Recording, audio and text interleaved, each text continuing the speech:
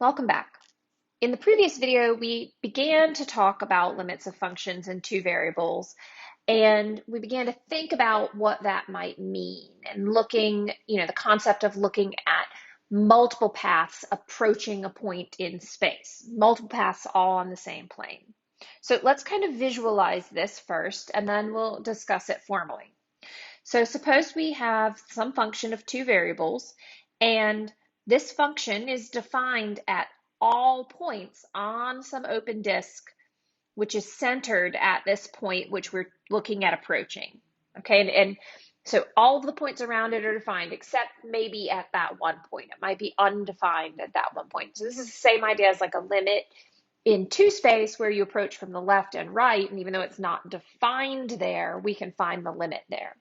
So visualizing this, what would this look like? So let's make our axes, our right-hand coordinate system. And so I have some function in two space that might look like this. This disk that I'm talking about is directly below it on this XY plane. It's got a center. That center point is x naught, y naught. And so what we're saying is that the function has to be defined on this entire disk, except maybe right at that center, which is x naught, y naught. And so this point, x naught, y naught, that is translating to some point which is up here on the plane. All right, so let's think about this formal definition. So this is what I have here. We can say that this function of two variables approaches a limit L as that point xy begins to approach the point that may or may not be defined at the center of that disk. So the way we would write this is the limit as the point approaches some specific point of the function equals the limit. So this looks very similar to our definition of limits in two space. We've just now included a second variable. And if, for all positive epsilon, there exists a corresponding positive delta such that all of the points in the domain of f meet these conditions. So the function minus the limit is less than epsilon whenever we can determine a sufficiently close, you'll notice this is a distance that's positive that we can create to be that delta value. So relating this to two space, we may have had a curve, and the way we talked about in calculus, we would be potentially approaching some C value. In this case, we're approaching, we'll say, x naught. So that translates to a point up here, which gives us some limit value, some output that corresponds over there. And remember, we could define some plus epsilon, some limit plus epsilon, and limit minus epsilon value, such that we could find a x naught minus delta or x naught plus delta range, some sufficiently small range, right? So this is what our definition, our precise definition of a limit looked like in Calc 1. So what does that look like in Calc 3? So in 3 space, I've got a picture that I brought in from our text. And essentially what this definition, this precise definition of a limit of a function in two variables says that the distance between the function and L becomes arbitrarily small whenever the distance from some point on that disk approaching the point of consideration, x naught, y naught, is made sufficiently small, but of course not 0. So these are mapping here to some value inside this prescribed error off of the limit range. So it's the same idea, it's just instead of having that horizontal delta, delta is created by this radius, this region, a distance in every direction off of that point. And we're saying as long as the output is within delta, then we know our limit will be within epsilon distance of the exact limit. So it makes perfect sense to you now, right? Well, it doesn't have to, because I'm not going to require you to know this and use this, but I wanted to present it to you because I wanted to make sure you knew that that precise definition of a limit from Calc 1, it still carries over to these functions of several variables. But hopefully maybe you kind of have a better idea of what we're doing after analyzing this limit definition in this way. We're saying that we can find a point close enough to this that's always going to map close enough to that limit function value that we're looking for. So again, I'm not going to test you specifically on this formal limit definition. And I do want to pull in here that all of those properties of limits that were discussed in Calc 1, those are very similar for limits of functions of two variables. So the limit of a sum is the sum of the limits. Constant multiple, you can pull it in front. The limit of a product, the product of the limits, etc. So all of these look very similar. We've just rewritten them with two variables. Take a minute, pause the video, make sure you understand all of these, but I think they are pretty self-explanatory. So again, now that we know this formal limit definition, as well as these formal limit properties, let's blend these into more important ideas that we will be able to use in this section. So the first thing this leads us to is this two-path test for non-existence of a limit. So if a function has different limits along two paths that exist in the domain of this function of two variables, as that point, as we look at it approaching the point of concern, then the limit doesn't exist. So we saw this in an example in the first video where we looked and we got three limits. We got a limit along the x-axis was 0, a limit along the y-axis was 0, and then the limit along the identity y equals x was 1/2, I believe. Okay, so since we have one limit that was different than the others, as soon as we have two different limits, we know, or we can say, that the limit does not exist. I do want to point something out though. So just because we continually get the same limit along all of these lines approaching the point of concern, just because we get, 0 equals 0 equals 0 for all of our limits and they all seem to be the same, we cannot assume, or that doesn't imply, that the limit exists. It's much easier to prove something doesn't exist than, or a limit doesn't exist, than it is to prove that it does exist. Because in order to show it doesn't exist, you just have to show, hey, we've got two different values along these paths approaching that point. So considering all of this together, we have three options to think about as we approach these limit problems for limits when we're dealing with functions of several variables. So the first thing, which is obvious, would be to plug in x naught, y naught. Plug that point of consideration in. The second thing we might try to do would be to show that the limit does not exist. And the easiest way to do that is to show either that there is a path, there's one specific path where the limit does not exist. So if we can find one path where the limit doesn't exist, that works. Or, so we got one or the other, would be to show that there are two paths with different limit values.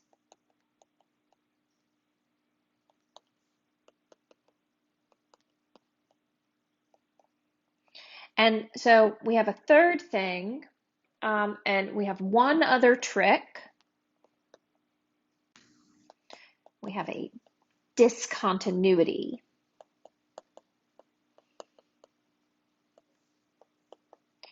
We'll say this is a trick, but we haven't really talked about continuity yet, so I can't explain that to you yet. So one other thing I want to add here, when we talk about these paths, I want to mention some common paths that you might choose. Obviously, we've already looked at x equals 0, we've looked at y equals 0. Sometimes we'll look at the identity y equals x. Other helpful paths might be parabolas, y equals x squared, or cubics, y equals x cubed. So let's look at some limit examples. I have three pretty basic examples that we're going to look at. Here we have a function, and we're going to look at the limit as this. Any point in the plane is approaching that specific point of consideration, 0, 0, for this function. X squared minus y squared divided by the quantity x squared plus y squared, all of which is then subsequently squared. So when we're thinking about limits, obviously the first step is to try and plug things in. But if I plug 0 in for x and 0 in for y, I end up with 0 over 0. We can't find that limit. The next thing I might look at would be factoring it. Can we factor, cancel anything, manipulate this algebraically, essentially? So we oftentimes try to cancel a factor so that we can plug it in. We make it so that it works, but we can't factor the denominator. We can factor the numerator, but the denominator is not going to do anything to help us. Okay, so the third step, the third thing we consider are to think about those paths. X equals 0, y equals 0, y equals x squared, etc. We mentioned those on the previous screen. So the first thing I'll do here is let's look at the path along x equals 0. So x equals 0, x is already approaching 0. We're treating that as though it is a constant. So what that gives us then is the limit as y approaches 0 of negative y squared over positive y squared quantity squared, which is the limit as y approaches 0. If I were to simplify that, I would get negative 1 squared, and that value is going to be 1. All right, so we've got one limit along a path. Let's look at a different path. Now, I could look at y equals 0, but I'm going to get something similar as well for that. If I look at y equals 0, I will get x squared over x squared, which is 1 squared. We would get that. That's not helpful to us. So let's look at the path along y equals x. So here I have the limit as y approaches 0. So if I let y equals x, I can either take all my x's and replace them with y's, or my y's and replace them with x's. In this case, I'm going to have everything be in terms of y. So I've got y squared minus y squared over y squared plus y squared squared, which gives me the limit as y approaches 0. In the numerator, I have 0 over 2y squared squared, and that's going to be the limit as y approaches 0 of 0, which is 0. So right away here, I have two different paths. On two paths, we have two different limits. And so because we have these two different limits, we can say the limit of this function does not exist. So if this was a test question, you were doing this on paper, you can't just say doesn't exist. Not cool. You have to show me why it doesn't exist. And the easiest way would be to show that we have two different limits along two different paths. Let's look at another example. For this example, we're going to look at the limit as the point approaches 0, 0 for the function of two variables, x squared minus xy divided by the quantity, which is the square root of x minus the square root of y. So again, we say, well, let's plug it in, and plugging it in doesn't work. But in this situation, we have an algebraic manipulation. I can multiply by 1. When we're dealing with radicals, we form that 1 by looking at the conjugate. And so I'm going to do two things in this step. I'm going to FOIL my denominator, but I'm also going to factor a GCF here in the numerator.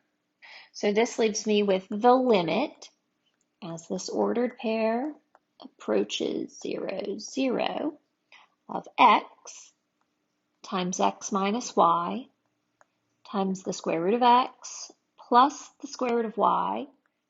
And the denominator, when I FOIL that, I get x minus y. So you see now I have a factor that cancels. And we are faced with finding the limit of xy approaching 0, 0 of x square root of x plus square root of y. Now if I go to plug in 0, 0, I have 0 plus, or multiplied by the square root of 0 plus the square root of 0, and those are both 0. So 0 times 0, my limit is 0. So here we could plug it in, we just needed to apply that algebraic manipulation first. All right, last example. So for our last example in this video, we are going to find the limit as the point approaches 0, 0 for our function of two variables, where that function is y over x. Does the limit exist? Why or why not? So obviously, if we plug in 0, 0, we get an undefined value. That doesn't work. And there's no algebraic manipulation that we can readily apply that's going to cancel some factor. So we resort to paths. The first path we'll consider is a path along the x-axis. And along the x-axis, that's going to mean y equals 0. So our function f of x, 0, is going to be 0 over x, or rather f of x equals 0. So the limit as x approaches 0 of f of x is 0. So B, let's look at a different path and see if we can get a different limit. So this path is going to be along the identity x equals y.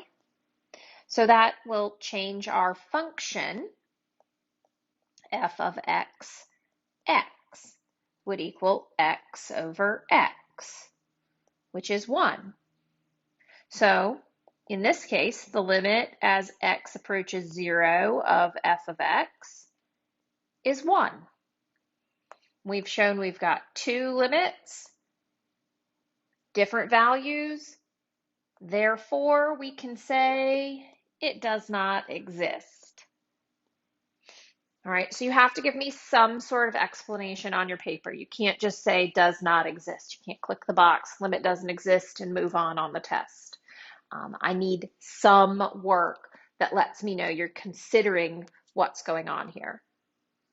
So I know this video gets long. Sometimes it's kind of hard to break these topics down into short 5-minute sections, but hopefully that was helpful to you and you understand a little bit more about limits of functions in two variables. So now we're going to do a little bit of continuity and maybe another example in a further video.